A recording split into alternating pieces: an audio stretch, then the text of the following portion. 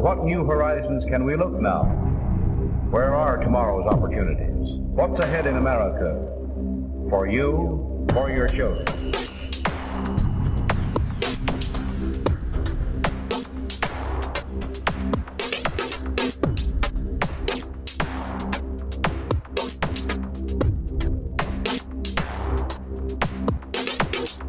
It is not a difficult assignment to answer these questions. The frontiers of the future are not on any map. They are in the minds of men and in the test tubes and laboratories of the great industries we have built up here in America. But now, what's ahead of us?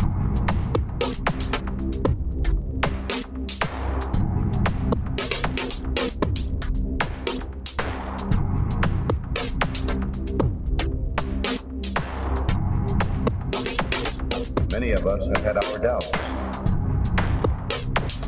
There are those who say today that opportunities have ceased to exist. Things are finished. We have everything and not enough.